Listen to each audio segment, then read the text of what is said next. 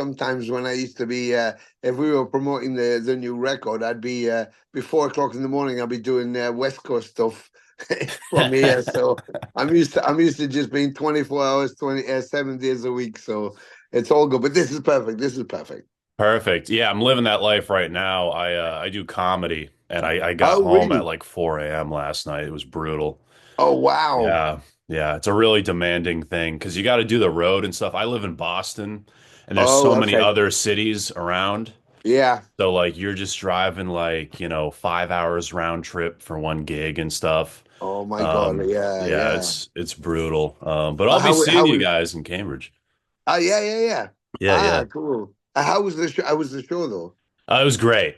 It was Yeah, really good. Yeah, yeah. New Hampshire could have good crowds, but sometimes like they can have like the absolute worst. of course. It's Yeah, very, very hit or miss. part of the course, isn't it? And what is your stylistically? Are you contemporary? Or are you more jokes based or observation or?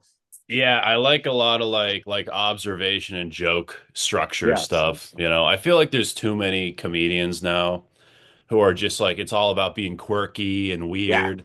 But it's like, yeah. no, man. Like I love Bill Hicks, I Ah, love well, there that you go. yeah, yeah, that 80s Yeah, wave of comedy, man. And it's all about the joke structure and the yeah. punchlines and the misdirections. And it's like, let's bring that back. Yeah, I yeah, miss that's that that's shit. my favorite stuff. Yeah, too. I got a couple of friends, from back in the day that went into comedy. Yeah, and they're all like that. I just love that kind of stuff.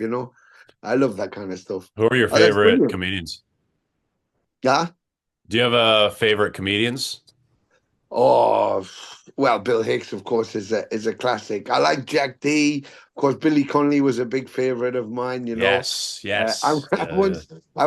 once went to a Billy Connolly show at the Hammersmith Apollo in London, and fucking hell, I think I missed about a quarter of the show because I was too busy laughing at what he just said, and I missed all the rest of the jokes to the next one. It was like a pile up. It was like a pile up at a bus stop. I was like, I felt like screaming out, can you give me just a minute so I can get my breath? And I love that kind of stuff that just keeps you just going. Once you fall, you're just gone. You're just gone. So yeah. Those are the best ones, man. Because then Oh you can yeah, watch the special later and see like 80% of the jokes you missed. absolutely. Even though you were there, yeah. And George Carling, someone like George Carling, which is just, he was also almost kind of a philosopher with comedy. I just Yeah. his observation stuff about reality was like mind-blowingly spot At on. the end of his life, man, had some of the most insightful, like, Yes, yeah, yeah. yeah. I mean, you have him down as a comedian, but it's like, well, he should be a life coach, 'cause he's telling you Yeah, the yeah, shit yeah, you're yeah, yeah, missing. yeah, Yeah, yeah. He's absolutely. beyond a comic at that point, Yeah, totally, Yeah. totally. Just a soothsayer, just someone who just had just got it all fucking sussed. Yeah, Yeah. genius, genius. Genius, absolute genius. Well, listen, man, comedy aside, it is amazing having you on here. Tony Demolition Man Dolan, thank you so much for joining the show, man, here on Disturbing the Priest. No, Uh, man, just I mean, a great title, of course, and to be invited by you, Brandon, as well, is just amazing. So thank you so much for having me on. Yeah, and disturbing the priest. I mean, yeah, blacking of the priest, chanting of the priest is part of our DNA in the old Venom world. So yeah, hell yeah, disturbing, man. perfect. And from one of my favorite albums actually was Gillen from Born Again. So a bit of the old Black Sabbath there, can't go wrong. Well, that's what this podcast is actually named after, that specific Exactly. Yeah. song on Born Again. Honestly, in terms of black metal, it has the most black metal feel out of any Sabbath record, I think, because it has the terrible production. It Yeah. has the Yeah. the guitar tone, it's so eerie. It's such an eerie Yeah. record. And it's like Yeah. almost like even it coming out like, it came out in the early 80s, I believe. And Yeah. still to this day, you put that on at 2 a.m. and like smoke a joint, you're kind of freaked out a little bit. Yeah, completely. And what I love about that record, because being a huge Sabbath fan, of course, of the classic lineup, but also Dio fan. And Tony Martin did some amazing things with Eternal Idol and stuff. But what I love about that particular album, because I was a huge Gillan fan, was the fact that the deal was done being really drunk under a table in a Yeah. bar, and Gillan waking up and not even realizing he said yes to doing it. And you just think, perfect, that's perfect, because I think a lot of the thing in the industry these days gets diluted by planning and plotting and over The producing middies. the whole idea, and that you miss that organic just as it's happening thing, which people want to hold on to, because life's made up of those firework moments that just bang, it goes off and it stays with you forever, and you want to keep going back to that, and particularly with music or films, I guess, as well, books, something that just turns a key in you, and every time you hear that or read that or see it or smell it or whatever it is, brings you back to that moment. You relive that moment, and we want to keep a hold of those moments because they're fleeting. And so when you can put that on a record as a musician or a group or a comedian like yourself, or when there's a moment that you just record that and then it's there forever, you've always captured it, and people will always find that moment again. So for me, that album, is one of those moments, Yeah, and so many people can say that about a lot of the Venom records. Yeah. And Oh in yeah. terms of, like I said earlier, I'm really excited to see you guys in Cambridge when you're coming to. I've never seen any Venom live, Oh so I'm wow. extremely I'm so excited, man. I'm in my Oh cool. 20s. I didn't think I'd ever see them. I've been jumping around. I was living in Texas. I was in LA Uh, for a little bit, so I'm finally okay. I'm gonna be in the city. Venom Inc.'s gonna be in the city. I can finally see the band. Now, how do you even put together a set list? With so much music to pick from. That's the hardest thing. I mean, we just did an extended performance at a thing called Biker Grave up in Newcastle. It was the first time I'd been about to Newcastle to perform for about 40 years. So it was a kind of a big event. And we thought, well, we've got a set list and we know what we'd like to do. But I thought, what would you like to hear to the fans? Which was a big mistake because we had about 4 days worth of music to try and trudge through. And I thought, whatever we pick, one person's going to be happy, but one person's going to be pissed. So it was very difficult. So I had to kind of look at everything, see how it ran.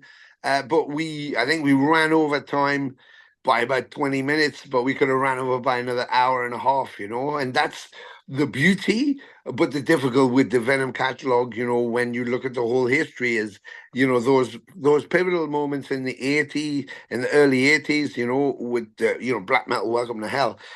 Every cut on the album had something that you wanted to get your teeth into. But then all the singles, none of the singles were from the albums, none of the B-sides were on anything. So every release was its own thing. And unlike any band at the time, there was disassociation. Every production was different, all the songs were different, the approaches were different.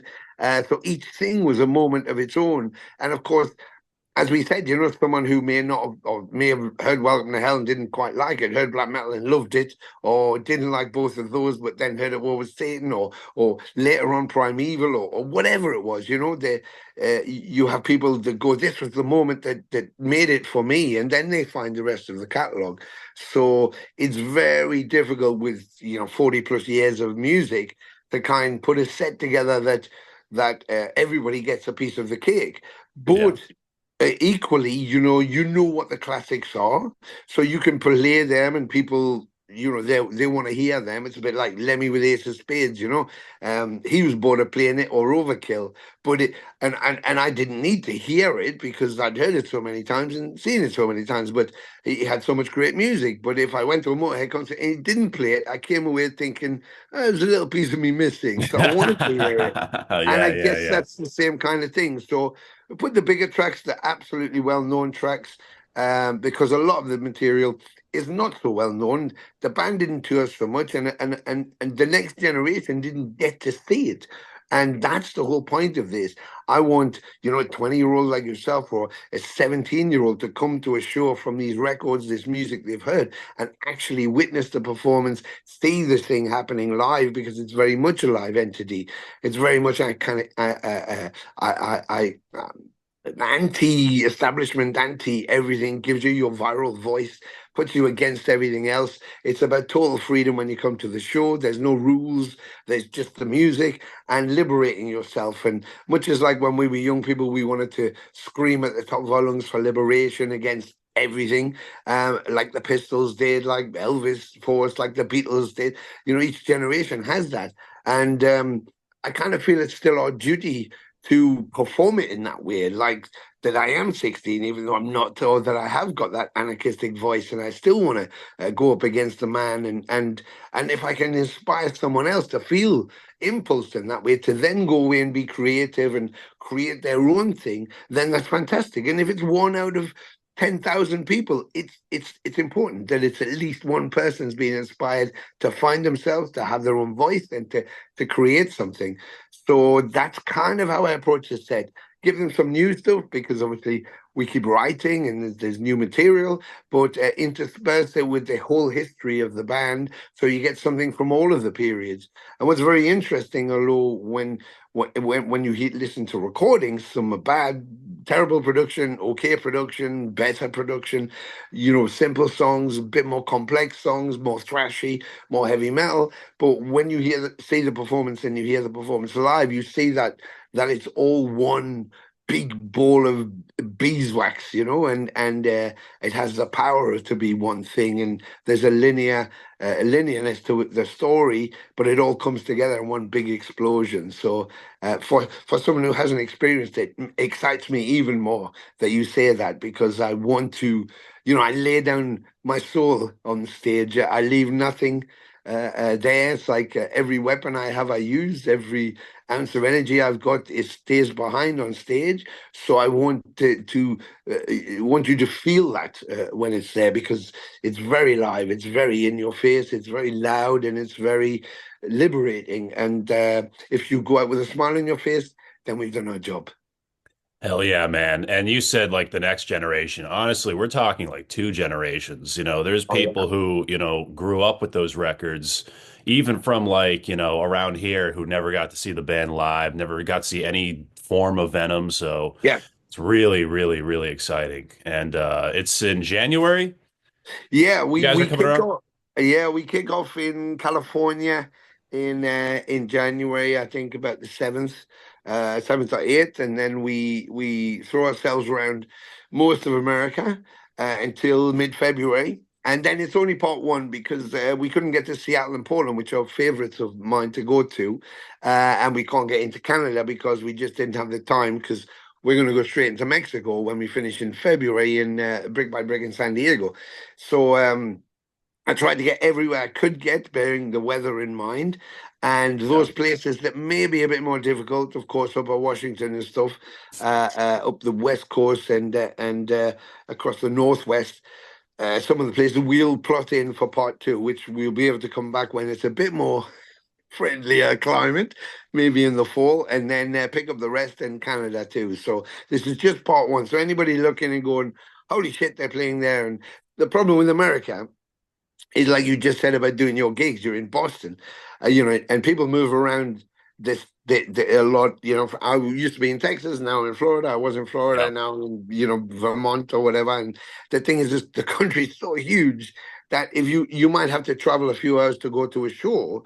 If it isn't on your doorstep, and that's okay, except if it's minus 50 and the snow drifts are higher than your bus, it's like, how do people get there?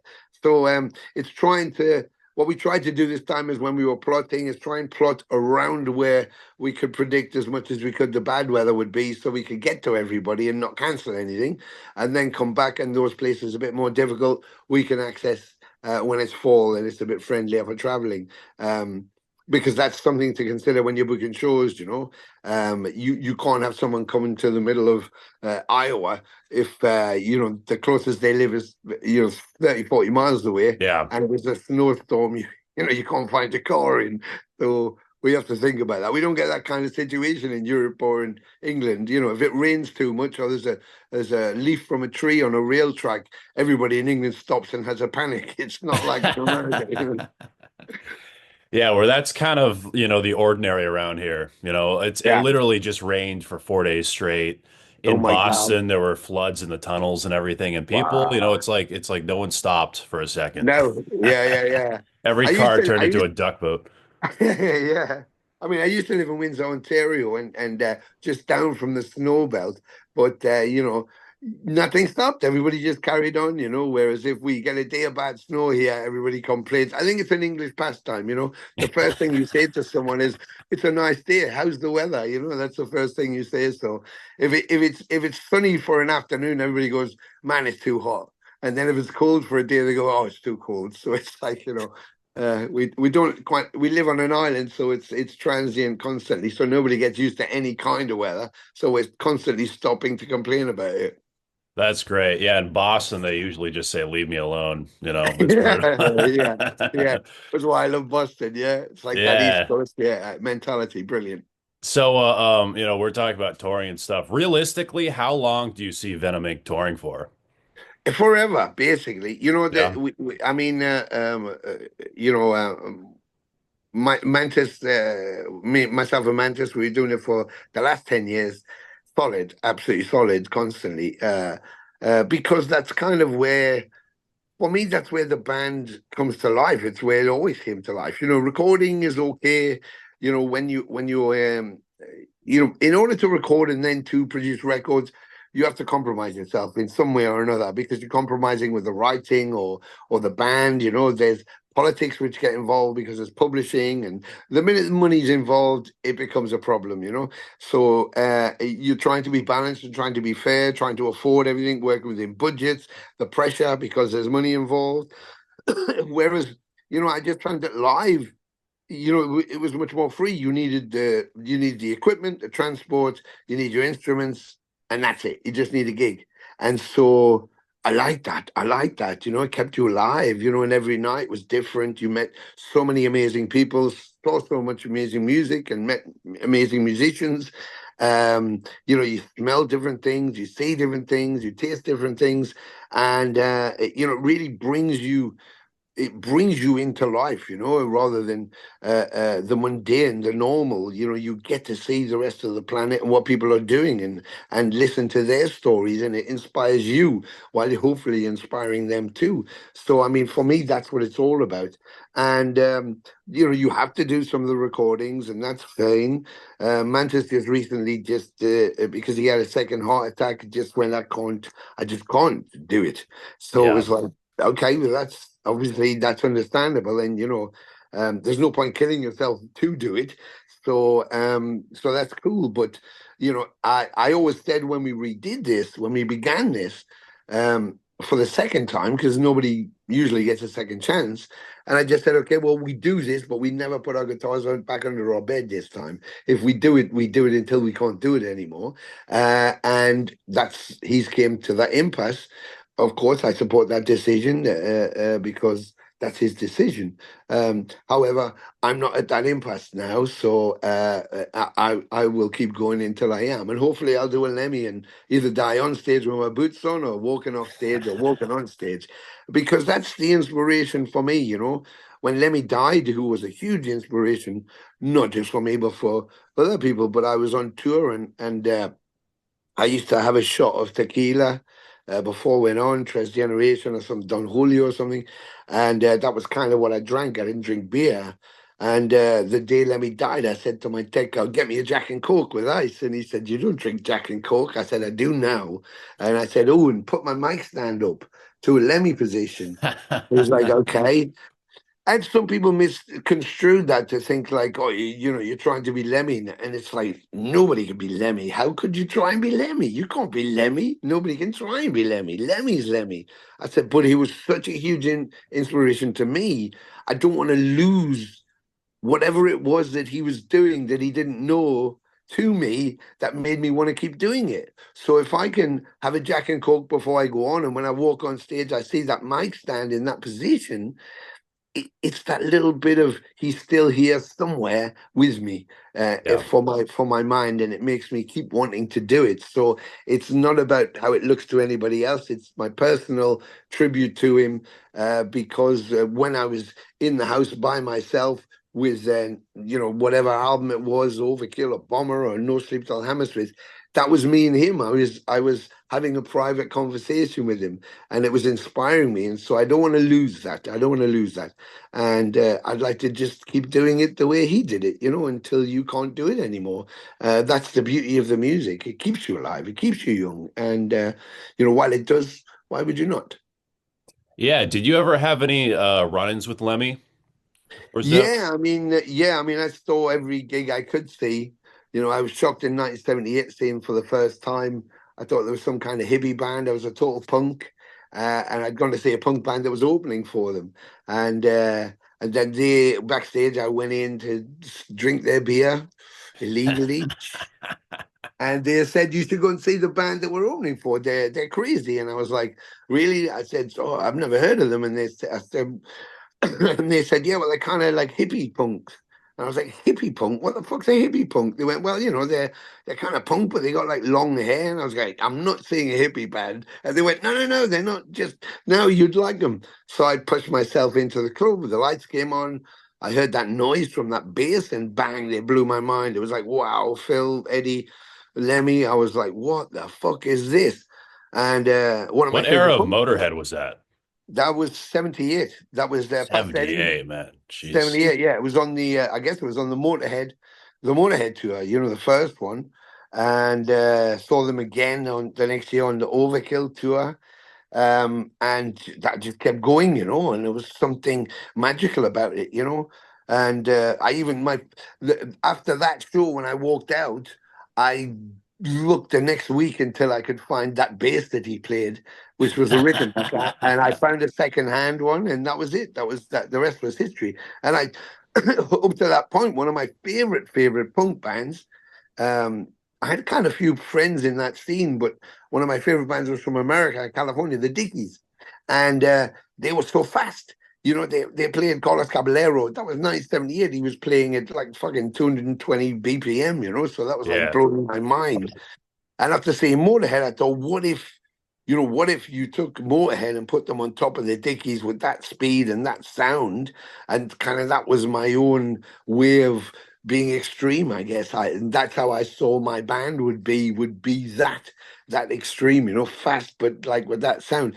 We talk fast, but of course, and extreme, but not like today. Obviously, back then it was a bit shocking. Today it's like for rock and roll, sure. something else happened. But then that's great, Yeah. So that inspiration you keep with you, and it makes you want to create too. So yeah, that's why the mic's up there, and that's why I now drink Jack and Coke. It's all because of that bastard. I Yeah, was so curious, man, because I've seen a bunch of bootlegs and the mic is like down like that. And I yeah. was curious if that was a Lemmy thing or if that was just easier to sing like that. Is it like harder to sing that way? Like looking up like that? I've No, I tried it and mean, I'm like, how does Lemmy do this, man? It's yeah. I mean, funnily enough, he did it. He did the mic in that position because he was a bit shy with the audience. So initially he did it so he wouldn't have to look at the audience. So he's just looking up into the sky. So it's kind of hiding on stage, if you like, so he wouldn't make eye contact. Um, but yeah, I don't have it. I did try it once, put it too high. And I went on at one show because when you're on stage and people say you on stage, they think you're like 6'7", and I'm not. I'm 5'8" if I at a hair's whisker. So when someone doesn't know you and you go, oh yeah, put your mic in a position, and you go onto stage in the pitch black and you look out, and then you're on your tiptoes trying to reach a fucking mic stand. I go, remember, I'm not that tall. I'm not that tall. So sometimes if it's a bit too high, it's very difficult because you're stretching your larynx. But I kind yeah, of keep it within a range. I've got I guess vocally, I'm used to that position quite a lot. I mean, I did have my mic stand pretty high as far as in front of me anyway, and I like to sing up to it, because you get more gravitas, deeper breaths coming from the diaphragm. I can push out more, so I can pitch a bit higher. So it feels quite natural. But if it's too high, then it's a bit too much. But yeah, just a bit of trivia. Lemmy did that just because he was slightly embarrassed and didn't want to look directly at the audience while he was doing it. But it kind of looked cool as well. So It does look pretty badass, man. I will be Yeah. honest. Now something else that's badass is your bass tone. Absolutely insane, man. So how did you go about obtaining that tone? Well, again, that was up to that point with the punk stuff. It was kind of rudimentary, the bass playing parts.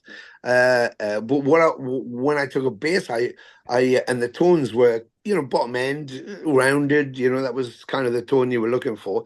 Very few were playing a raw sound like a John Entwistle or something. How Geezer Butler, but I always loved that sound they had. That you could hear the strings growling and stuff, and that finger movement. And I guess once I came out the Lemmy gig, I'd never heard an instrument like his. So I Yeah. thought, I don't know what that is. So I used to play the first Rickenbacker I played through a JCM 800 series Marshall lead head and just turned up all the gain all the way up.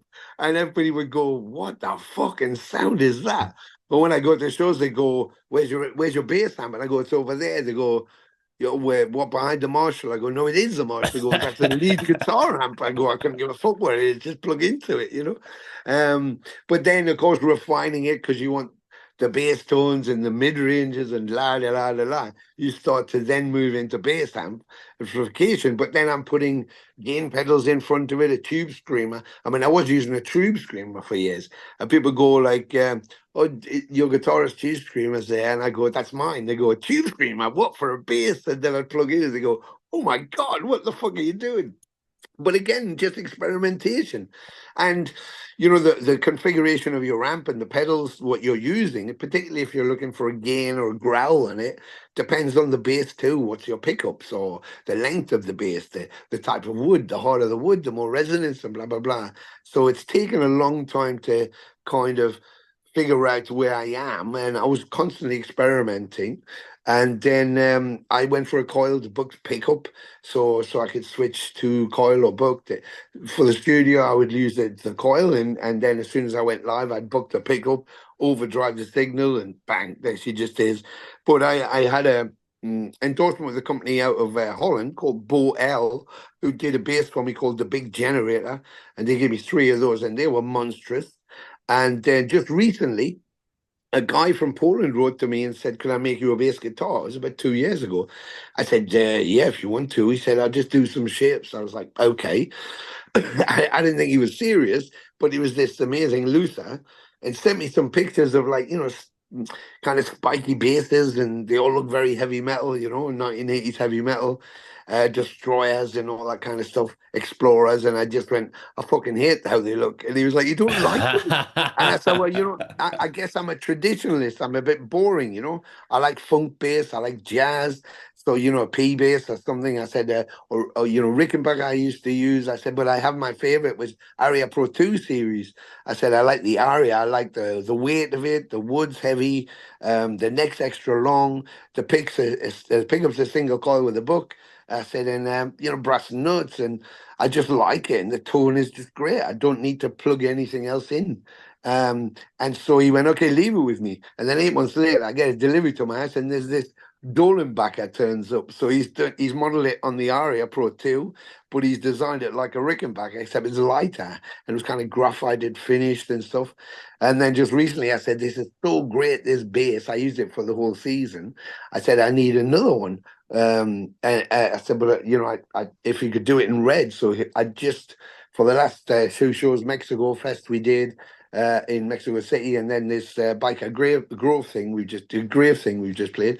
I used the new one, so yeah, I've got two of them now. So it's monstrous, but they need very little. Once you book the pickup, you're already in that high gain area, and then I just throw it through the amp, and I'm using a Dark Glass 900 series special, so it's the X that does everything. I mean, I use a tuner pedal and a chorus pedal, and sometimes I don't even get to the chorus pedal because it's like, yeah, if the sound's already there, I don't need to signal No anything. need. Yeah, the amp does everything, and it fits in your bag, so it's like, wow. I mean, just super stuff. So when people complain about technology, go, "Yeah, but in the old days we did analog this and analog that." Yeah, we did, but you can't do the kind of touring that's required these days sometimes, flying in and out of festivals without, a load of gear. So if you've got to be quick, these things are perfect. So embracing the technology and utilizing it properly gives you a great sound. So yeah, that's where I'm at the minute. With so that's the aria, and the other two with an extra fret just to get bass length, because a lot of swooping was done in the old days. So I Mm. like to be able to, on those songs that require it, swoop down the neck. And yeah, just my Dog Class 900 and the three basses, and I'm off. Yeah. And you have to sometimes experiment in music, I think. You know, when you were talking about like even the Beatles, man, to get a sound, they were recording shit in a closet. You know, they were Yeah. doing crazy things, and they became, biggest band ever. So, um, Exactly. I mean, Seal, when Seal did Kiss from a Rose, that was done in Trevor Horn's house. And he did the oh, vocal, was it? he did all the vocal for the album was done in his bathroom because he said he had perfect acoustics in his bathroom. So you just you don't know what sound you're going to have until you experiment.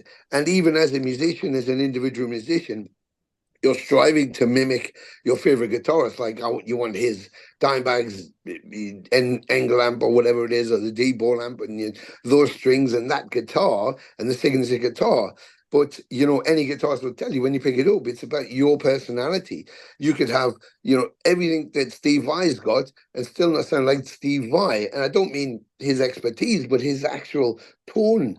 How is that possible? Because Steve Vai, because each musician it's an extension of your voice. It's an extension of your personality, and so you have to find who you are.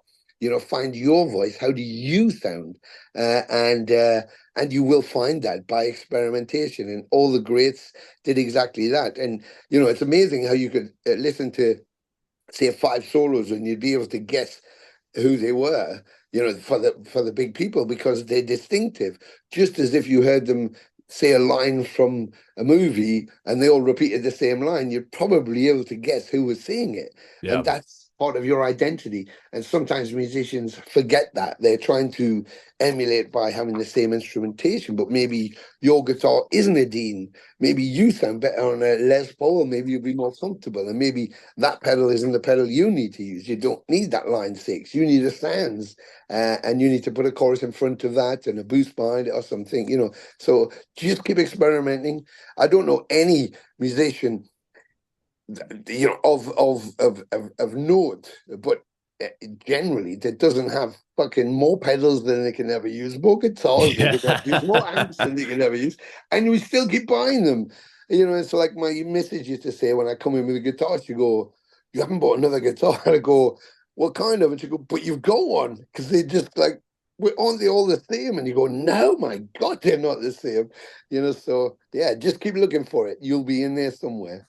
Yeah, maybe if I buy another guitar, it'll make me better, you know. Well, That's like yeah. a lot. And that's it. I've got to say that Brandon, that's a kind of truism. For years I tried to, work on guitar soloing and stuff like that. When I was writing on guitar all the time, and always kind of struggled. And then they brought out the Gary Moore signature model Lemon Burst Les Paul, and I was about to do a movie, and they dropped a whole load of money on me, and it's just at the wrong time because I happened to be on Denmark Street in London when I got the note through saying we just put some money into your account, and I looked and it was like cha-ching, and I thought fuck, and I was straight at the Gibson store.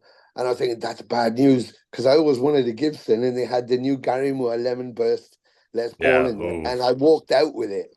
And when I went home, I was so excited. But when I plugged it in, it was like my whole world came back. I thought, oh my God, I could play all those things I'd been struggling to play. Now I was playing them. So there is something about that one guitar that you will find. You can sit in a store and play all of the strats they've got, but one of them will be the strat that you play. The rest of them won't feel so good, but don't just try one, try all of them, because there's one guitar for you because nothing is the same. None of them are the same. They look the same, they're the same company, but one of them will speak to you straight away, and that's the one you need to buy. Yeah, for sure, man. And are you talking about the movie Master and Commander? Was that Yeah, the yeah, film? yes, yeah. Because that was a big one. Because How'd you because I even was get that gig? Well, I'd been working for years in the theatre as a technician, as a master carpenter, and I did a tour for the Royal Shakespeare Company, and I was in India for several months, and I went to the show one day, and one of the actors had got sick, and the assistant director wasn't there, so there was nobody to cover the role, and the stage management said to me, "Listen, someone's got sick. They're not feeling so good. We need someone to cover this part."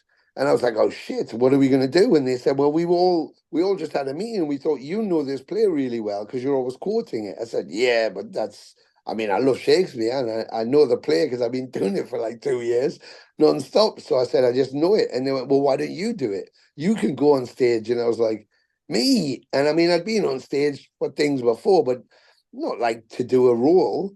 But I thought, fuck it, I'm in India. If I'm shit, who's gonna know? So that's what I did. I went on. I thought, oh, fuck it. So I went on. Saved the day, blah blah blah. Got back to London, forgot all about it. Because it was for one show. Yeah. And then several months after being in London, I got a call from the artistic director of the Young Vic Theatre, that's whose play it was, and he said, "Could we have a same problem? Remember in India where you helped us out?" I said, "Yeah." "Well, we've got a similar problem now in London." I was like, "No, oh my God." And he said, "Yeah." So I just went into the dressing room and said, "Do we know anybody we could get a short notice to do the rest of the shows for the week?" And they all said, "Call Tony Dolan." And I was like, "Well, I've only did it once and it wasn't on purpose." And he said, "But would you come and do it again?" And I was like, "Fuck it, why not?" Yeah, okay. So that was it. I was doing it for him.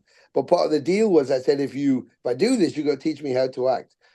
Okay, so the next couple of weeks afterwards, he invited me to do some Shakespeare workshops. So I worked on Othello and Macbeth and all that Coriolanus and a lot of stuff with young actors. He was trying to see if they would be good for future players for himself. So I was kind of his ringer. And he said to me, "Just don't tell anybody you're not an actor." And nobody guessed I wasn't. So they all thought I was his special envoy, sussing them out. So it was kind of worked out well for me. And then the day I finished that, I went to see an agent the next day, and she said, "Now you've got no experience and you're too old, and it's too late." And I was like, "Okay." And then on the Monday, I had to see another agent, and he said, "Well, we'll see what we can do. Maybe I can find something for you, but if I don't, maybe you need to be trained properly or just forget it." So I said, "Okay." By the end Yeah. of that week, I was on the set of Judge Dredd with Amanda Seyfried and Sylvester Stallone. And I was thinking, how the fuck am I here? And then that was it. It just kind of happened. And then I did some TV, and then I get a call. I was working for Queen, putting in "We Will Rock You." I was going to run that musical for them as their stage manager in London. And When I was get a that? call. That was, oh man, it must have been 2003 or four, something like that. They just wrote the musical "We Will Rock You" and were putting Yeah. it on in London. And yeah, I was halfway through the installation. My agent called and said, "Can you get to Park Lane? I've got somebody I need you to meet." And I was like, "Okay." So I took my lunch break. I ran all the way across town, went to this very posh hotel covered in shit because I was working, and met this director and this other woman for this movie they were going to do, a Hollywood movie. Came out, made my excuses. I had to get back to work. I'm doing a job for Queen. And they were like, "Oh, okay, well, we'll see you later." So I left. My agent tried to call me, see how it went, and I wouldn't answer the fucking phone because I was thinking, I just made a right twat of myself. So I'm not speaking to her. And I didn't. And the next day she called at lunchtime. And I thought, fuck, I'm going to have to talk to her. So I picked the phone up and I said, hey, Sarah, listen, it's about yesterday. I'm really sorry. I didn't have much time. I was a bit stressed out. I ran up there. I was covered in sweat, covered in shit and dust. I did the thing with him. It was shit. It's a Hollywood movie. I'm never going to get it. So, and I should have talked to you, but I didn't because I was scared. But I'm really sorry, blah, blah, blah. And she just went, "Are you finished?" I went, "Yeah." She went, "They fucking loved you. So they want to fly you to Los Angeles." And I was like, "What?" "And yeah, you're going to be based in Mexico 5 months at the studios." And he absolutely loved you. And I was like, "Oh, shit." So, a couple of weeks later, I'm sitting at a table with Russell Crowe and all these people going, "Oh my God, am I fucking in this movie?" So, yeah, a great time. Great, great time. But when people go, "How did you get into it?" Like, I've got no idea. I just said yes. So, It just happened naturally. That's yeah. crazy, man. Maybe that's a testament in life. If someone, challenge yourself. And if someone goes, "Do you want to do this?" Just go, "Yeah." Like if someone says to you, I could tell you love doing the stand-up comedy, but if someone goes to you, how do I do it? I always wanted to do it. What are you going to say? You're going to say, "Get up and do it." Just get up and do it. And don't worry about failing. Don't worry about, getting it wrong. And that's how you learn. You can't learn by not doing it. Just do it and see if you like it. And if you like it, you keep doing it and you keep getting better by doing it. So it's like never be afraid. Never be afraid of that. Yeah, that's so true, man. And that's in like pretty much every art form. Like that's the biggest thing with stand up. A lot of people sit for a year just to write and then go Yeah. on stage. They'll be like, I'm not ready yet. I'm not ready. You don't have to have a single written joke. You just need to get your ass on Yeah. that stage and then go from there. Yeah. You have to bomb horribly, and then you can start or Yeah. do great, Well, yeah, Um, that's exactly it. You yeah. don't start at the top. You have to work up to that, but you have to find where your place is in that. But you can't do it by not doing it. You have to do it. So just do it. Just bite the bullet, get up there. Whatever happens, happens, and then you'll take something away from it, and that's how you build on it. And someone said to me once in an interview not long after I did, I think a movie for HBO, just a small part in there again, but they said to me, "Oh, how does it feel, not being successful doing the movies?" And I said, "What do you mean not being successful?" They went, "Well, I said, but I never wanted to be Tom Cruise. I didn't plan on doing movies. I just did them." And I remember at 14, sitting on my bed, and I got a blank cover of a record, a dust sleeve, and I drew my own cover and put it in my record collection. And I thought, if I ever make a record, that's my ultimate goal. If I make one record, I'll be happy for the rest of my life. And now I've made more than one, but the first one is the one. And I thought, wow, wouldn't it be cool to do a movie? Well, I did more than one. So I said, success is measured by me, not by you. I don't need a great car. I need a car that works. I don't need a big house. I need a house that's warm that I live in and I can afford. I don't need duck à l'orange every day. I just need a chicken sandwich. So I make the choices on what's success. And success is if you set yourself a goal and you do it. Success for a comedian, someone watching this who may want to be a comedian, it's you could say, I want my own TV show, Yeah, my own but sitcom. yeah, exactly. But someone else might go, I just want to be able to get up on stage and make people laugh. And the very fact that they actually got on stage once and did it, maybe that's their success. Maybe that's their success. Your success is, I want to take it all the way. And maybe theirs was just the challenge of actually, could I get on stage and tell some jokes and make people laugh? So each person has their own measure of what their success is. And it's not for us to judge their success based on our own perceptions.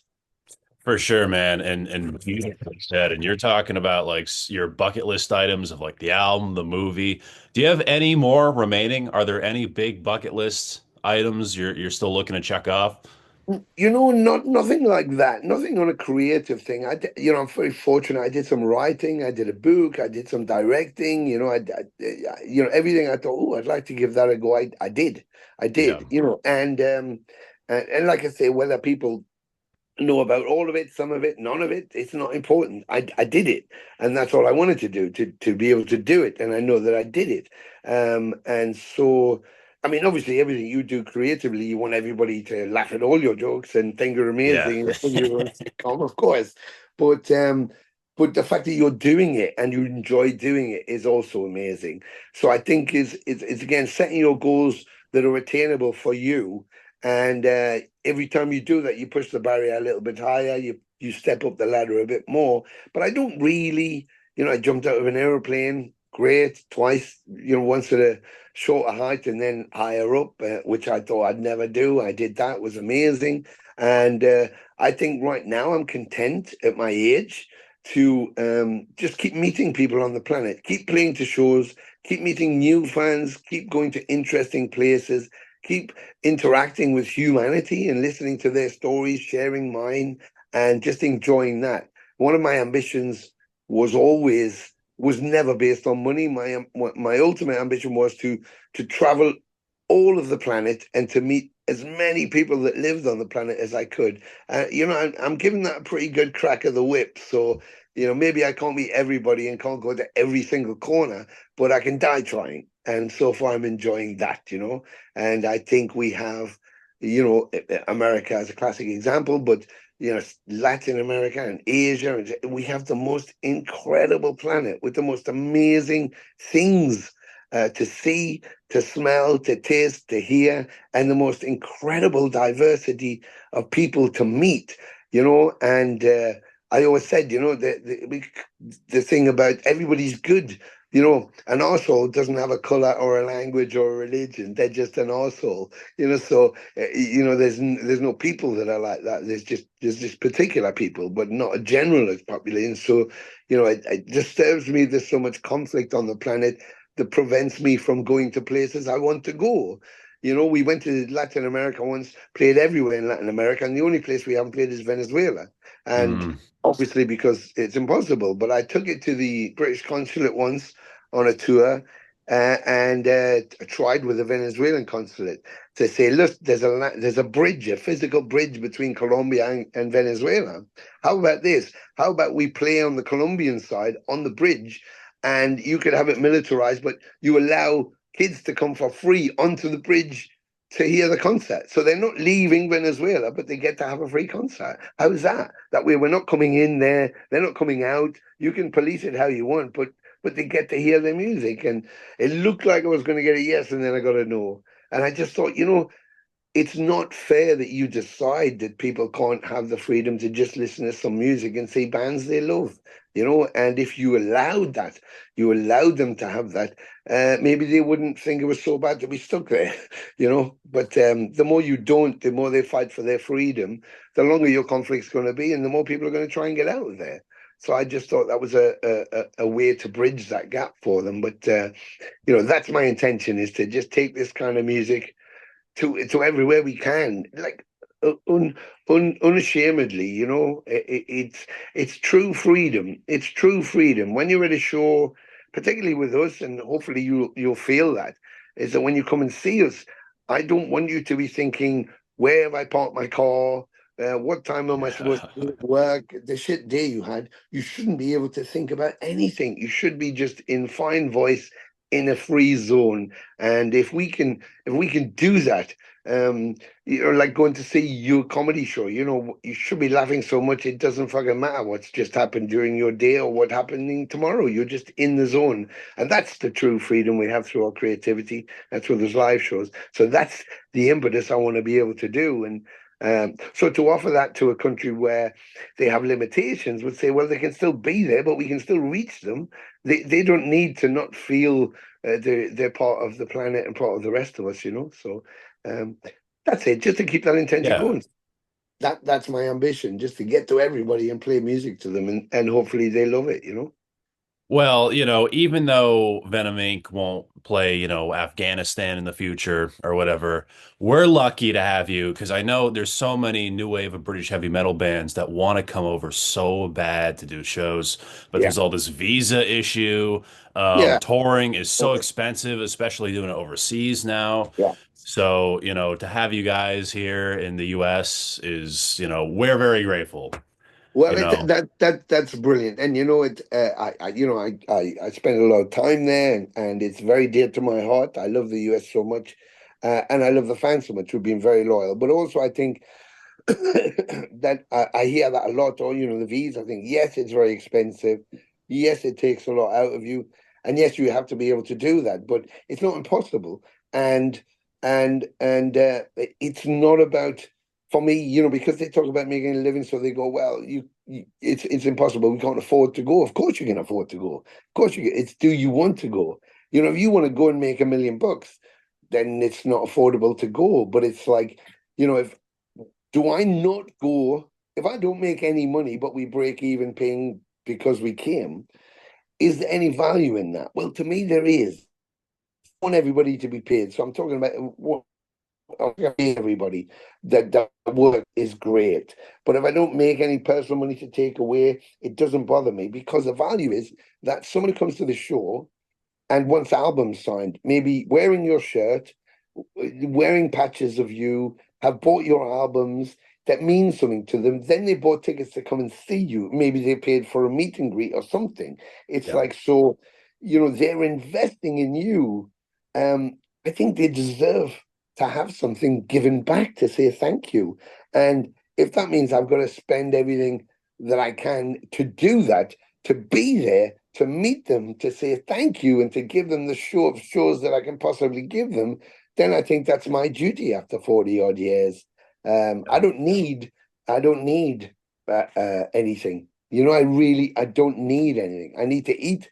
I need to sleep. I'm a very simple person. I'm not into things. It doesn't bother me, things. I don't need things. I like people. And so that for me, that's the whole thing. That's the whole thing. So yeah, it's expensive. And if you want to make a load of money out of it, maybe you won't. But if that's your whole reason for doing music, you shouldn't be doing it anyway, you know, because not everybody can be Metallica or the Rolling Stones, you know, but that shouldn't stop you if it's who you are. And it's what I tell young musicians. I said, you know, when they go, yeah, how do we do it? And I want to do this and that. I said, well, first you have to find out if it's who you are. Much like we discussed with playing the guitar, you have to have a personality. I said, because you might think you want to do it, but it might not be who you are, because you might have to sacrifice relationships. You might have to sacrifice work, money, food, sleep. If you can do all the shit stuff and you still want to do it, then it's who you are. But if none of that sounds good to you, that's not who you are. Play it for fun. Go and do your band at the weekend and do all your favorite songs and write with your friends and your buddies, play in the garage and play some local shows. But if you want to commit to it as a career, it has to be who you are as a person. And you, if that's it, you never stop and you never retire, because it's not something we can retire from. You're not working at a car factory. You're not working at a post office. You're not working at a regular job. So it doesn't end. It just stops, you know. But it doesn't end. But knowing that you may not make $1 million, there's a possibility you may, but you may not.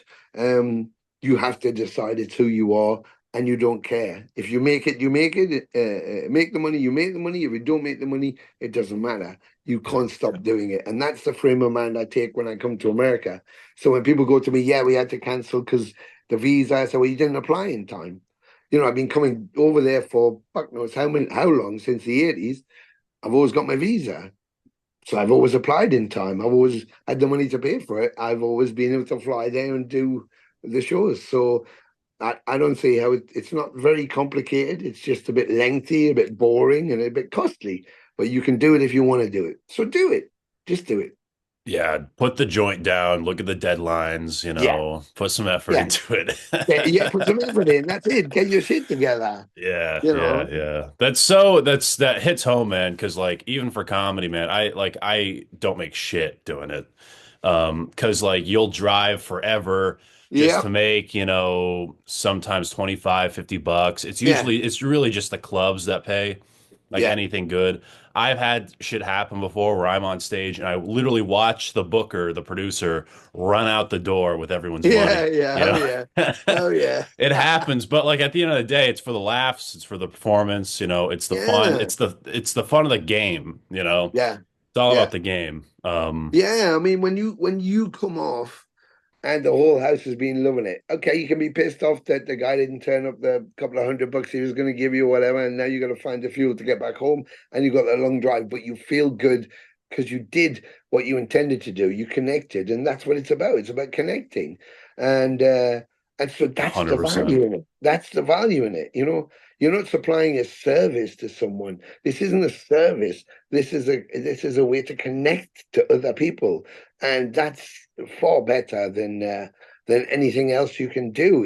It's like food, you know. It nourishes you, it inspires you, and it broadens your mind, and that's what's amazing about this. So you know, do it at all costs if it's who you are, and the wealth is in the nature of the people you meet. You know, Yeah. meeting someone in the middle of Phoenix, Arizona, you didn't know existed, who never saw you ever before, and then you find yourself sitting at a bar and you stay in contact with. That's amazing. That's amazing.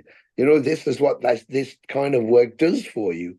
And it's not to be snoozed at. It's a great thing. It's a great thing. It's about connecting. When you can be on the other side of the planet in China, Beijing, where I can't ask for a cup of coffee, I can't ask for directions, I can't read any of the fucking signs. But when I go on stage and I sing one of our songs, the whole audience sings along with me. I mean, that's connecting, isn't it? That's Yeah. connecting. Yeah. Yeah. So that's the value of it. Amazing. And that's going to be happening here in Cambridge. Really, Yes, really mate. excited, man. There's so many great, I've seen some of the set lists and the Venom songs picked, and the Venom Inc. stuff's fantastic. I'm just curious, are there any Venom songs that are completely off the table? Songs None. that you've realized? No, not at all. None. Not a single one. There's always a song. It doesn't matter. My ethos in the beginning was take it from the very first single and travel the whole journey, play every song of everything to at least get around the planet and go. We played it once everywhere, and That's I've crazy. probably done obviously the first two albums, much of the second album, much of the third album. Even played something, a couple of things off the fourth album. And the fifth album, we didn't do one track we were rehearsing to do. The sixth and seventh album, we played tracks. I mean, we just gone all the singles we've done, all the B-sides apart from two, I think. So it's like, it's just, and the new stuff. So it's like nothing off the table because somewhere there's a fan and you do all of that and someone goes, oh, you never played fucking blah, blah, blah. It's Yeah. like, oh, for fuck's sake. Now they're pissed off because you didn't play that. And it's their favorite song. So I look at it like this. Every single song of every single band has a fan. And so every single song should be played. What's the point of recording it so someone can enjoy it? And now here you are in front of them and not playing it for them. So obviously you have time restrictions, and when you go on at festivals it's very, very difficult because you might have 45 minutes, an hour and a half. You're limited in your time, so you have to put a set together which kind of touches on everything. And everybody, like we said about or I said about Lemmy and Ace of Spades Overkill, he can't put two new songs in if I want to hear Overkill and Ace of Spades, and he's only got an hour and a half. So you're limited. You don't hear that other favorite song. So the value of the tour, what I learned very quickly is, and because of social media where we are, is if I play the first show in New York, by the time I get to San Diego, everybody across the country knows what we're going to do, the set list. You just said it yourself, because people photograph the set list if they can see it Yeah. and then post it. And I'm like, fuck, that's like telling somebody what the end of the movie is. What are you doing? So what I try and do is I make sure the set list changes every night. So I'll spike the That's how drink to with do it. somebody. Yes, but nobody, so they know what the set list is going to be, but then you go, fuck, they never played that song here. And then, it changes all the time. So that way, if anybody does decide they want to poke the balloon for everybody else, they might get it wrong. So just switch things around a I bit. am so pro that, man. I just know because I've seen some on YouTube. People will record the whole show and I'll Yeah, watch it. yeah, So like I kind of understand like okay, the opener, the closer, in the yes, middle. And then there's a website called Setlist FM yes, there where is. people Yeah, post every set list. everything. Man, I was so pissed when I saw Metallica and I was in the front row Yeah, and someone with their phone went over and took the picture of the set list. It was like, nah. yo, they're playing this and this. It's like, I paid so Oh, much money. Shut up. yes, I don't want to know. I want to want to Yes. know. We You all want the know the experience. tracks, Yes, be exactly. surprised, man. Yeah, yeah, yeah. And It's, imagine what that's like for the band. The fans feel they already know what's going to happen, and then not only do they know because they've read it, but then they see your video, so they've seen the show before they've even seen the fucking show. And it's yeah, like, stop it, do it at the end when it's all over. yeah. When you do it on the first night. So it's trying to make it move in a different way. It's a different audience every night, so it should be a different show every night. And every night should be vacant, whether it's in a fucking pool hall or in a theater, a film hall. Every night should be vacant from you. So those people. In the old days, we played to less people, and to have someone, because that person who's standing at the front of your stage, watching you, doesn't know who's behind them, but doesn't give a fuck either if you're doing it Yeah. right. And so you could change their life forever. And we've had that where people go, "Oh my God, that was the best gig I've ever seen in my life." And maybe there was another 120 people because you're in the middle of midwinter, halfway up a mountain, and people can't get there. But Yeah. to them, they're not aware of that. They don't care about that. It's their experience. So, it's about giving everybody their experience every night. And so I don't want to spoil that for them. So every song is on the table, every album is on the table, every night is their night. Nobody will get the same thing.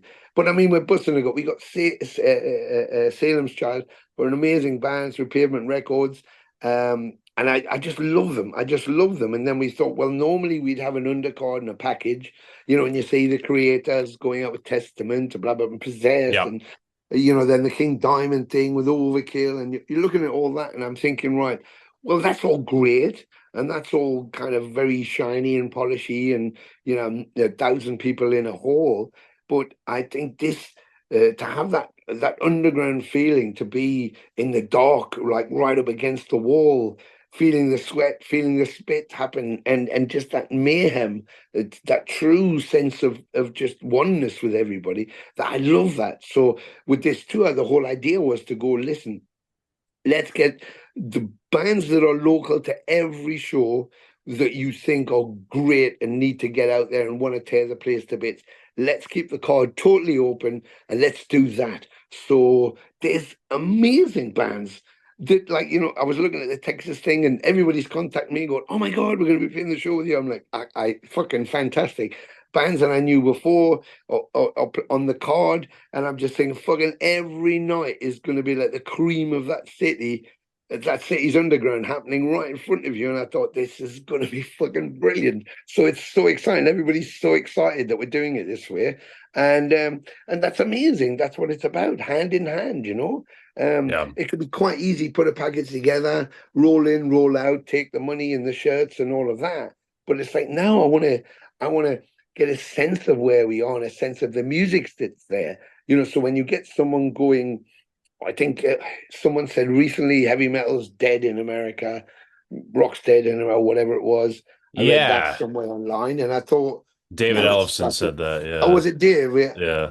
I was like, well, I haven't seen it. If it's dead, I don't know where it's dead because fucking hell, if Metallica played tomorrow in the fucking your next door neighbors, I bet you couldn't get all the people in there when Sold they're. out two Yes, so stadiums. it's You like, know, it's well, I'm not like, doing this. It yeah. depends on who you are, what you're doing, and where you are at the time of year. America's a huge place, and like I say, unless you're in a massive arena where people have bought tickets months before, and there's no football games on, and there's no other stuff going on, Yeah. so they can go, then they're going to be there. But if like I say, you're in Poughkeepsie in the middle of winter, and it's like people can't get to the show, and it's on a Monday night or Sunday night when football's on, and they're watching their favorite team. I mean, there's a lot of things that go into it. But that doesn't mean that it's dead and people don't want to see it or listen to it. It's just a practicality thing. So I think I don't worry if there's like 10,000 people there. Fantastic. If there's 10 people there, I don't care. It's not about that for me. It's not about ego. It's about experience. And so it keeps you going forward and there's value in it. And I know for a fact because I go there every year. I see tons of great bands, American bands. Excuse me, Yeah. great underground scene and the support there. So, it's just a huge country. People tend to forget that. Once you get to that Midwest, it's a long distance between towns. So, it's not so practical for everybody Texas to afford alone. it. Yeah. Yeah. Yeah. And you were talking about Houston or Texas. Houston has Yeah. an amazing metal scene. Oh, The completely. fourth wave of thrash metal is very much alive over there. And Yeah. in Yeah. LA and New York, you go to these shows, man, like seeing Overkill and stuff, and Yeah. there's like kids in the audience. Yeah. It's not just, geezers at these Like shows, old folks yeah. Yeah. It's Old not like fuckers. Clapton, man, where like you No. see you see it with some of these classic rock guys and it's just reading glasses, the whole crowd. But these Yeah. metal shows, man, like there's such a diversity in Yeah. the age range. It's really great. Well, It's really awesome. we're doing the whiskey on the strip, and it's one of my favorite places to go, right next to the Roxy, across from Viper Room and up from the Rainbow. And people try to convince me to play other venues, but I like the whiskey because it's iconic and it's right in that spot. And the last time, well, but once we played, we went and did a radio thing with an amazing guy called Jimmy Cabs, and we were getting a car on the way back towards the show. And as we passed the whiskey, traffic was a bit slow. The queue went round the block, and I said, "Oh, I didn't realize there was another club here." I said, "Oh, is that for the Roxy?" They went, "No, I think that's for the whiskey." I said, "Was it club upstairs?" I don't remember that. And they went, "Why would there be a club upstairs?" And some of those, they all look very young, those kids, and it was heavily young women as well. And they went, "They come to see you." I went, "They do know we're old white English people, don't they? We're really old white guys." But we went on and the place was incredible. The atmosphere was off the wall mad. And that's what I find encouraging. There's the young musicians, like you said, through Texas, through Arizona, when you get up in Chicago, Yeah. Detroit, it's like, LA, fantastic man, that scene. shit is happening Yeah. everywhere. And the most amazing bands are coming out. And you go around the festivals in Europe this year, I'm fucking bumping into everybody, all the American bands, from Forbidden's back in Forza and just everybody. And I'm like, oh my God, the other night we just played with Goto from Nola, you know what I mean? Hell They're yeah. up in Newcastle. So I'm like, shit, with I Hate God, I'm like, fucking hell, here we go, So it's very vibrant. So when I hear someone of that stature saying, "Oh, it's dead in America," I'm like, I don't know which America you're going to, but it's not Yeah. the one I'll be visiting. It's ridiculous. Literally every country, Mm. I had this band from this thrash metal band from Afghanistan on the Right. show like a year ago. And it's Yeah. like and there's a metal scene there. Yeah. It's crazy. Yeah. If metal's dead, then, countries like that shouldn't have a scene whatsoever. But Ever. Exactly. yeah, And yeah. I did an interview last week with a great guy that I'd met at Bloodstock. His band had played Bloodstock and I watched them at Bloodstock. And they came and chatted to me. And I did an interview with him the other week. He's living out in Wales. But they're Iranian. I mean, they left Iran because you can't, it's against the law to play music, that kind of music there. And it So they left. exists. They Yeah, left. musicians are coming out of it, Yeah, and it's I'm like, oh yeah. my God. And when he was telling me the story, his story, I was so fucking impressed. And they were going, we were taking a risk just by wearing a band cut off with all of our patches on. Because you could be killed for that. You can be arrested and you could be killed for that. I'm saying, stop it. And he's like, I'm telling you. And I'm like, oh my God. But you did it anyway. They went, yeah, because the music means something. I'm like, wow, that says everything right there. It says everything right there. And so, like you just said, Afghanistan, North Korea, there's fans in North Korea, and you're like, Yeah. holy Yeah. shit, how? How is that possible? But it is because it's just music, and as much as there's those restrictions on it. So, when you're in what you would consider a free country, that size of America, over 300 million people, it's like to say it's dead, it's like, I don't think so. I really don't think so. Maybe you think so, but not in reality. It's not. Same thing in England, but everybody says that in every country. I Yeah. go to a city in England and they go, "Oh yeah, metal shit here. It sucks. Like nobody bothers anymore." And then I'm in France. Same thing said in Germany. Same thing said in Italy. Same thing said in America. Sometimes same thing said. And I'm going, and then you turn up at somewhere like Wacken and there's 500,000 people there or 2 million Yeah. people Yeah. there, and Yeah. you're like, right, I don't think it's dead. I just think we think it is. Yeah. So, yeah. Yeah, and maybe it comes from like, personal aggravation in your Experience. own sales or something. Who Yes. knows? Yeah, it Yeah. could come from a personal place, but it's It does. very, very Yeah. much alive. Now, talking about Venom and whatnot, um, black metal, it really influenced that genre. Oh, yeah. Have you followed black metal through its evolution? What are your thoughts on the genre? What is your opinion on its birth and where it is now? Well, I think obviously the term black metal was used for that album, that Venom album, and it was less of a genre specific thing. It was to describe Venom's music Yeah. because it wasn't heavy metal. It wasn't Bon Jovi, it wasn't Styx, it wasn't Aerosmith.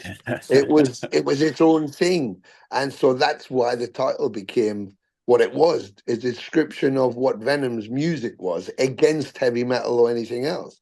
Much later, it became the genre title.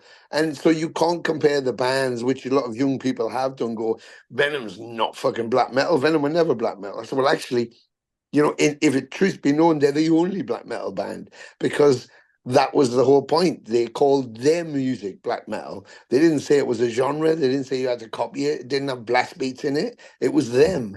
Um, you've used the Yeah. name for a genre, which is much more based on Bathory.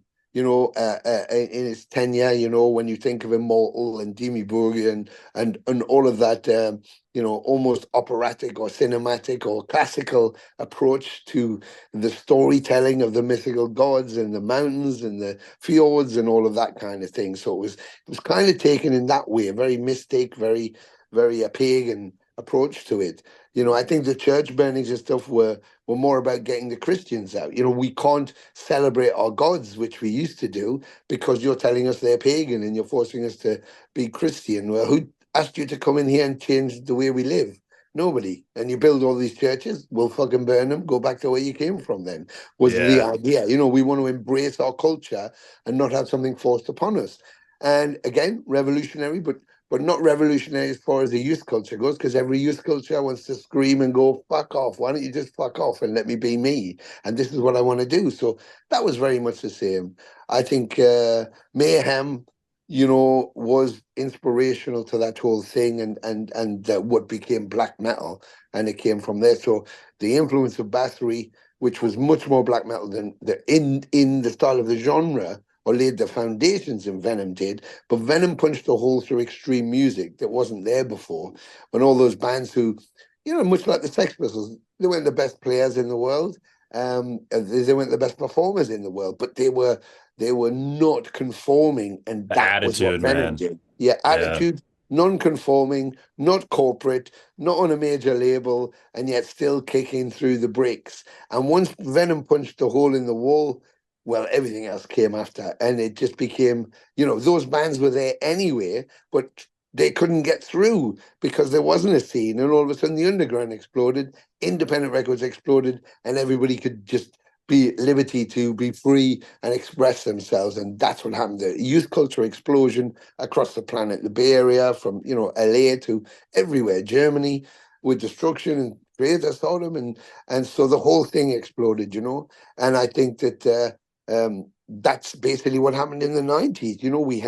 We had a grunge coming over from America, which kind of eradicated the whole thrash and heavy metal thing, the scenes. In England, we had Britpop, so everything got pushed away. The Oh, British thrash scene dissolved, and people were into that independent music, indie music, and then you had the explosion of black metal. You had that youth culture, and what Mayhem led was another revolution in music, which exploded into what became black metal. And Pantera come out of Texas, and boom, there you go. That's the next evolution, and it all exploded again. And because of those resurgence, um, I I look for those bands to be grateful to them, because the same thing with Pantera, boosting the whole thing again, because what it did was it gave the old guard a chance to come back. It gave us a chance to be platformed because it introduced a whole new generation to this kind of music. And then they were hearing these new bands and wanting to know the history, what was before this. And so they went in research of that and went, oh my God, I want to be able to see this. And, I did an interview several years ago with a French girl. She was 21 and she was out of southern France. And at the end of the interview, she said, Lemmy was still alive then and Black Sabbath were on tour. And she said to me, it was so amazing talking to you because you were there and, you have stories from being there. And I missed it. I was born too late. I said, no, you were born in the right time. When I was there wasn't everything that there is now. There wasn't all these genres. There wasn't death metal and black metal. There wasn't all of that. And the kind of communication we've got, the kind of where you can so many labels and so many bands from all over the planet, and you can hear them in a day. You could hear a band from 20 countries. We couldn't do the that back internet. Yeah. then. And I said, so you're at the right time. Plus, you have all what's happening now, all what's happening in the underground, all what's happening that's new from 10 years ago. And you can go and see Deep Purple, you can go and see Black Sabbath, you can go and see Motorhead, Judas Priest, Iron Maiden. You've got everything. Yeah. So don't think that you were born at the wrong time. You were born at the right time. In fact, I wish I was born now with all of this to be able to eat. So it's a perfect world, and you're in it. So go out and Yeah. enjoy it. Yeah, You can see Uriah Heep one day and then see the band Dying Fetus the next. There's exactly, so much diversity exactly. now. How cool is that? That is so Yeah. fucking cool. Yeah.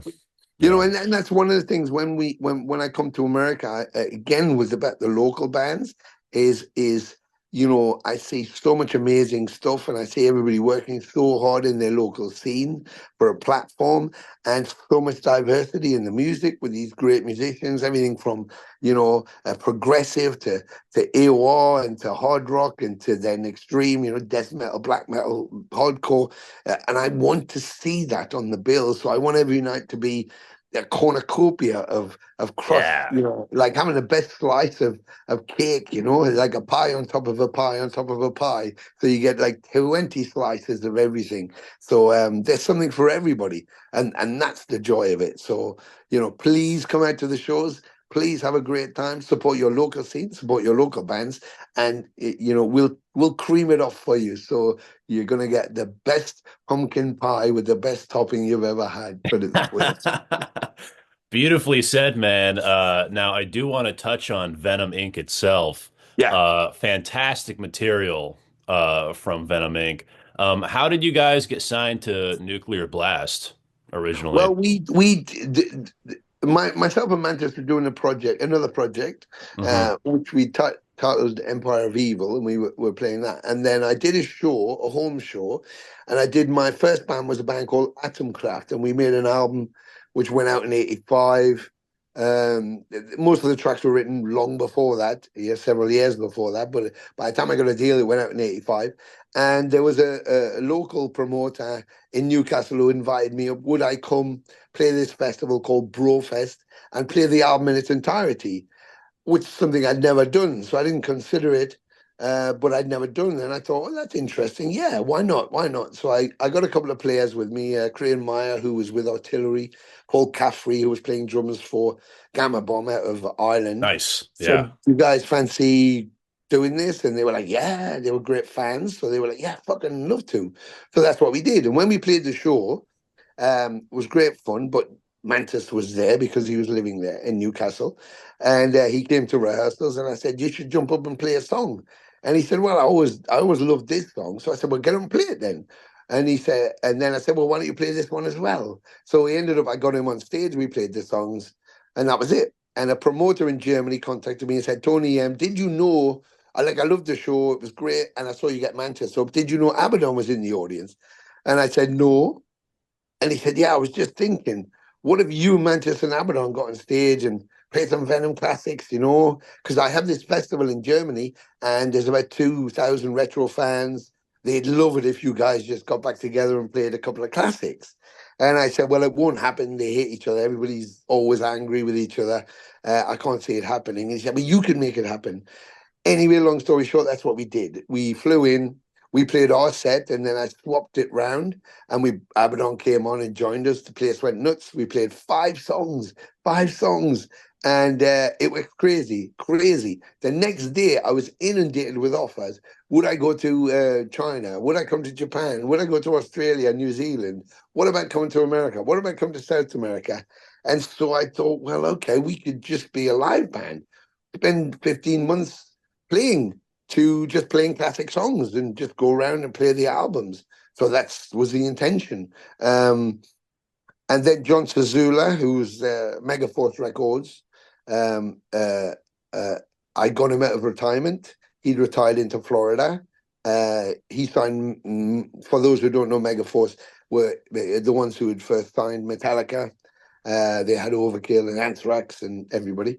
And he was like my guru, an old friend. He was the first one who took Venom to America in the very early 80s, where Metallica opened the show, would you believe? So I used to talk to John and go, what should I do with this? What should I do about that? And he'd give me his wizened advice. And he said, Tony, you should make an album. And I said, I don't want to make an album because it'll destroy the band, because then everybody be arguing about the songs and the publishing. And at the minute, everybody's happy. We just put our coats on, grab our instruments, go to somewhere in the planet, play a show. Everybody's happy and come home. Once we start doing an album, there's the pressure. Then we got to look for a record label. Anyway, about 6 or 7 months later, he convinced me that I should do it. So we recorded some demos, and I said, okay, well, I only want to send them to one record label. If the record label says no, then that's it. We only play live. We won't record a record. We sent them to Nuclear Blast, and they went, great, we'll take the album. So I was like, fuck. So then we had to write the album. And yeah, so that was kind of it. The rest was history. But even the name Venom Inc. was a kind of accident, happy accident.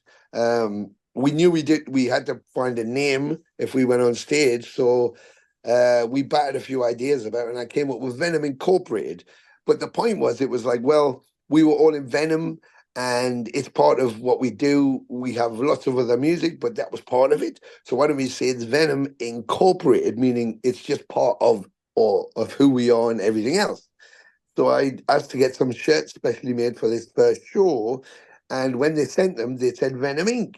And I said, that says Venom Inc. And they went, yeah, well, Inc means incorporated. I said, I know what it fucking means, but it was supposed to say Venom Incorporated. And they went, yeah, but that's a long word. So it just looks much better and it fit on the t-shirt. So the only reason it's called Venom Inc. is because it fit on a t-shirt. So that was how that started. Again, like I said about the acting or anything like that, I know, or happy right? accident, you just Yeah. go with it. Just go with it and see where it goes to. If it works, it works. If it doesn't work, and touch wood, fortunately, it's been working incredibly well. So it's fantastic. But that was how the whole thing. And we're 2 albums down now. 25 season. I've got two Assault live albums coming out. We've got the new Awesome. EP. We're just wrapping up, and then the new album will be at the end of next year. So lots Ve- going on. Very, very exciting. Do you remember any of the other names that you were potentially going to use for Venom Inc? Well, we had Iron and Steel, which was a line from Die Hard. Anybody who knows the cinema Yeah, Die Hard, yeah. Legion's Yeah, Iron yeah, and yeah. Steel. So Mantas wanted to go with Iron and Steel. He didn't want to use the Venom moniker, but he wanted to say Iron and Steel, and the fans would have got it. But we compromised, so we had Venom Incorporated, Iron and Steel, and then it just nobody wanted to say Iron and Steel, so it just became Venom Inc. after that. So That's just great. shorthanded. Yeah, but I remember coming on stage and several record label executives who were there as I walked past, and they went, great show, and thanks very much. And they went, genius, that marketing genius. And I was like, totally by accident, totally by accident. Yeah, I'm sure they thought it was Yeah. like some kind of Austin Powers moment where you're sitting going, wicked plan, but it was not It like all that. came together, you know? Yeah, exactly. Yeah. That's so great. Now, I love both records, and there's a pretty big gap between each, Yes. like 2017 and 2022. Was there a reason for a major gap like that? There was a big gap between the two albums. And not intentional. It's just that after we did the first album, we went on tour, so we were touring it, and then our drummer uh, ended up with a girl, and they were having a baby, so he had to take time out for having the new baby because he was quite young.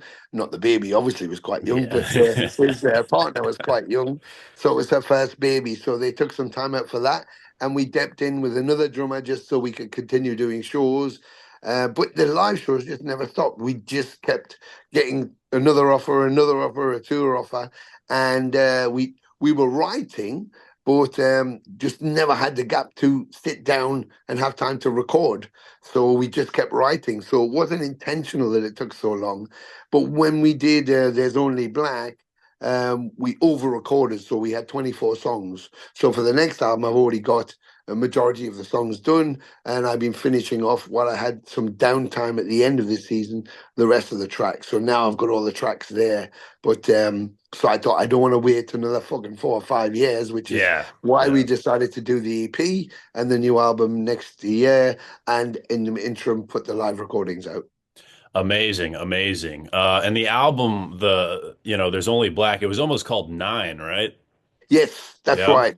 the whole premise was the nine circles of hell, Dante's Inferno, which is kind of being overdone, but I looked at it in a different way. My thing was the journey, man. So your journey between birth and death, what happens within that, and then what happens after that. But, it's an unknown quantity, and so that was the whole. I was doing the artwork, and it was all based around that.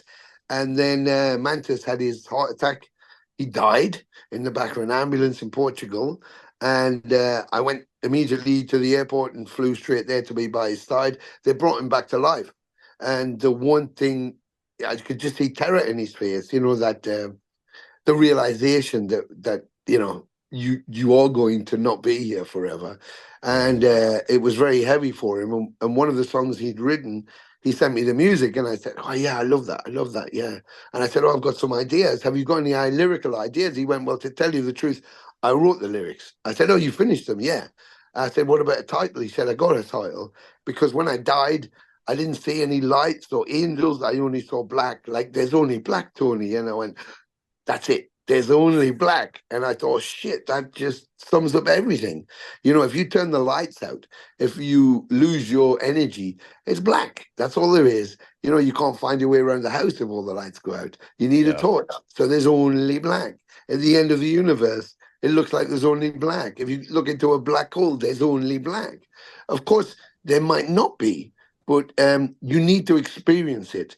You need to go into a black hole. But if you do get into a black hole, you can't go back and tell me what's in there.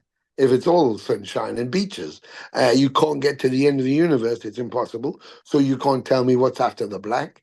And if you die, you're dead. You can't go back and say, fucking hell. It's not only black. They've got like this party thing going on by a swimming pool. There's loads of lights. You can't tell me. So that's why it meant something. There's only black until you experience more, so that's the question. What comes next? Black. So it's kind of a tease to bring you in, to experience. You can only experience your own experience, and so that just summed everything up for me. So that's why the title came out. I feel like the second record is a lot more progressive than the first Yes. one. Was this a conscious decision or like a natural Yes. evolution? Yeah. Yeah, it was conscious, I think. I mean, and natural. It wasn't because you can't direct things like that. It should be natural. But whereas the first one, we had a purpose. We wanted to connect the tissue Yeah. between what had gone before, where we were, and keep that synergy, the linear connection between it. So whereas we've done so much live performance, so much live shows, and total mix from the catalog. By the time we did There's Only Black, we just wanted to just let rip and just think, let's just be who we are as an experience, and then we'll criticize ourselves if it needs to be criticized. But we loved the energy. It felt alive. And that's what I always wanted from an album, whether it's underproduced or the sounds aren't yours. But I have I have albums in my collection that are massively produced and I love, and I have albums in my collection that are completely underproduced and I love. But Born again. what I Yeah. yeah, I think you can't beat the spontaneity. You know, Yeah. when you listen to some music, I personally want to be in the studio, and it's Anvil, Napalm Death or Behemoth. I just want to feel that I'm part of the experience, that I'm there. I don't want to just go and watch a movie on a screen. I want to be with a band. I want to sing along. I want to clap my hands. I want it to be Aussie. It's like, come on, you fuckers, where you're shouting. I want to leave a venue where I've lost my voice and I've lost all my energy. It's great to see a production and a performance and the sets and the lights and the pyros and everything. But I also want to lose my mind singing every AC/DC song they've ever written live in a concert. So I want that experience more. And maybe that's because I'm older, old school, and that's what I experienced through the punk rock reign and through all of my initiation into this music. But when that happens at our shows, I see the way the kids are. I see the way they go out and look depleted, and you couldn't iron the smiles off their faces. They're just like, "Wow, what was that?" So I think there's energy in that, and I want to hear that on a record. And so that was kind of the approach to There's Only Black. Let's not overproduce. We'll simplify it. Let's just play it. If you Yeah. feel it, play it and see what happens. And so it was spontaneous. Yeah. So this third record you mentioned, you're saying you took some songs off There's Only Black and brought them Yeah. over. Do you see this third album as almost like a sister album to Yes, it? I think Yeah. it's the next linear arc to it. I mean, we could do something completely different. Maybe the EP will be a bit different, but the album is part two. It's like what's beyond. So the tour is called Beyond the Black, and that was There's Only Black, but what's beyond the black? So that's why Yeah. this is Right. called Beyond the Black. So Right. again, another adventure. Maybe there's something in there. Maybe there's nothing, but only you will find out by listening to it and experiencing it. So that's the point. Yeah. So it will be the next step. Yeah, so you did mention this earlier, but of course, like Mantis departed for obvious reasons. Yes. Uh, I know you mentioned it, but if you can elaborate on your reaction, how soon after the heart attack did he break the news to you? Was it like right away when it happened? It's like, okay, he's out of here. We can't risk anything happening. Well, Um, the first time it was difficult. 11 yeah, weeks later, he got back on the bike and we started this rest of the season. And then 2 years ago, we were in America. We did part one, and then his wife got sick, so he had to take time out for that. So he couldn't commit to part two. So I was like, okay, he's already booked. I only had 3 weeks left. So I called Mike Hickey, who was in Venom, did Calm Before the Storm, and then was in the Kronos band. He lives in Boston. So he was like, yeah, sure, I can do it. So he jumped on board so I could complete the US tour, the second half.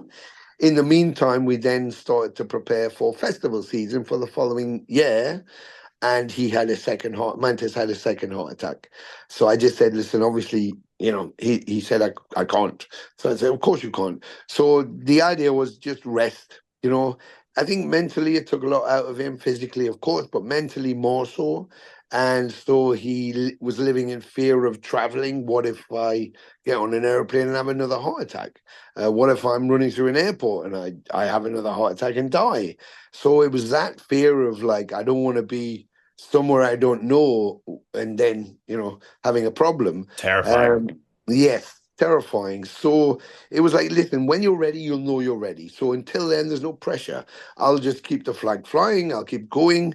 I got Corinne Murphy, who was with 72 Legions, exemplary guitarist. He'd been with Great. Nevermore and Yeah. Annihilator. He was filling in. So I said, let's just go keep doing the shows. And Jeff will get back on the bus when he's ready. And then a couple of weeks ago, we did a full season. So we went to Malaysia and Indonesia. We played Poland and France and Romania. We did a run with Possessed down in Latin America.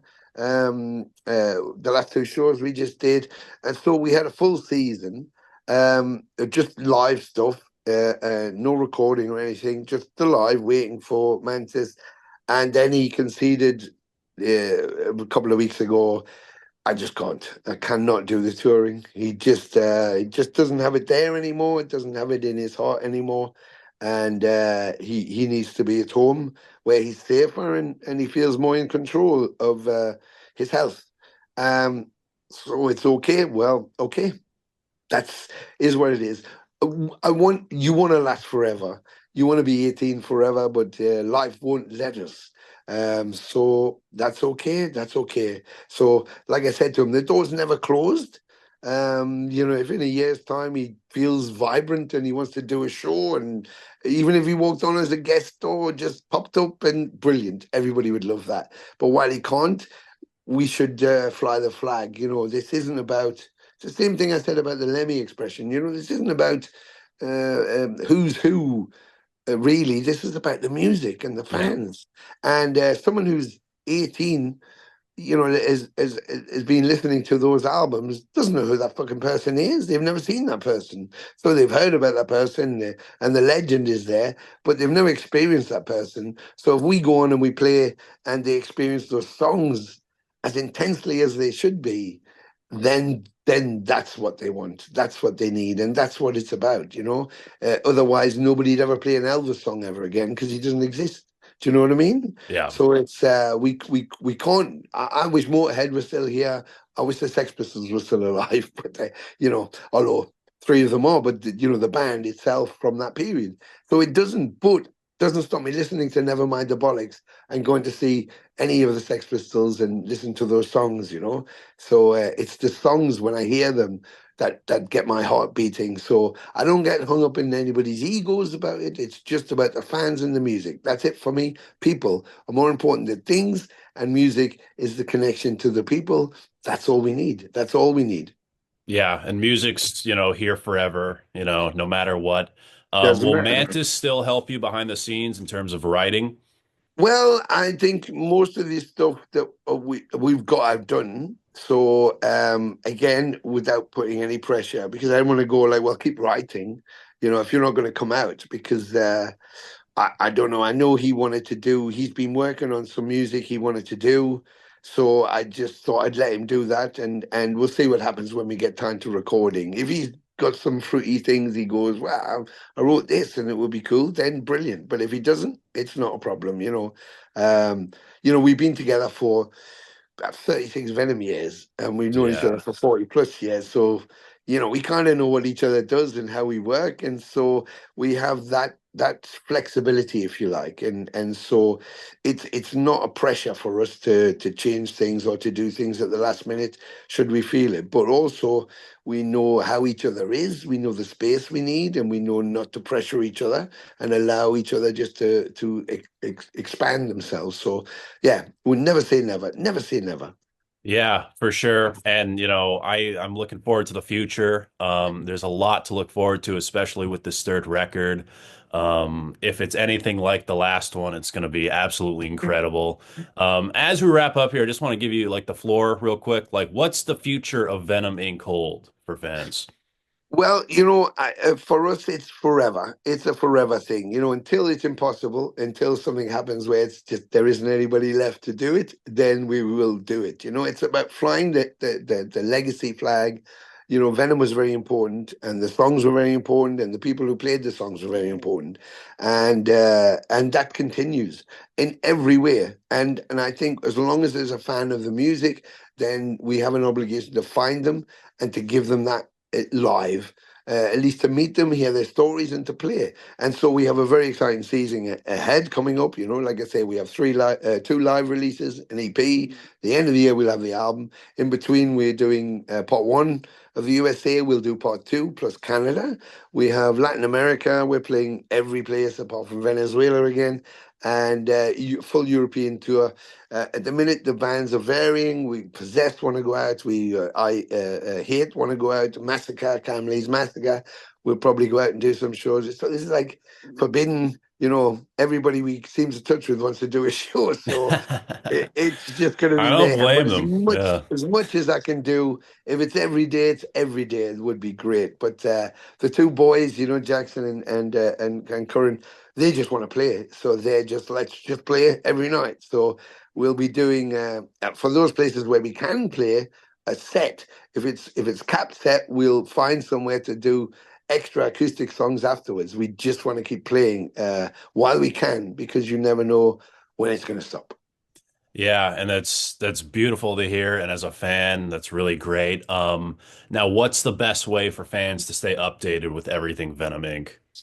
Well, of course, there's the post on Facebook. There's the official page on Facebook, Venom Inc. And of course, Tony Dolan on my Facebook too. On Instagram, there's the real Tony Dolan on Instagram, but there's also the official Venom Inc. page on Instagram. And then there's Venom Inc. Co.uk. So you can, any one of those, just keep up. The boys are all there. You can find out from Mark Jackson or from Curran Murphy. The posts are all going up. But if you feel you want to talk, come and talk. It's totally open. The messengers are there. Let me know if there's any particular songs you think you want to hear. Just drop us a line and tell us your favorite song. And if I can do it, I will promise I'll do it. So as long as not the Hall at War Satan, which everybody keeps asking what 20 minutes long, could think to the set a bit too much. But yeah, Maybe yeah, one day. Yeah. yes, absolutely, absolutely. Well, Tony, it's been an absolute pleasure to meet you and talk to you. So thank you so much, man, for doing the show. It's been an honor. Now, for me, it was amazing. It was great to find out about your stand-up and such a pleasure. So thank you so much for the opportunity. I hope to see you all out there. Keep supporting this guy, absolutely disturbing the peace, and go see his comedy show. And I shall see you as soon as we get up to you. Yes, and I'm looking forward to it. Maybe we can have a drink or something. It's been a pleasure. I'm Brandon Battick, and this is Disturbing the Yeah, Priest. baby. It's death! I've just seen death!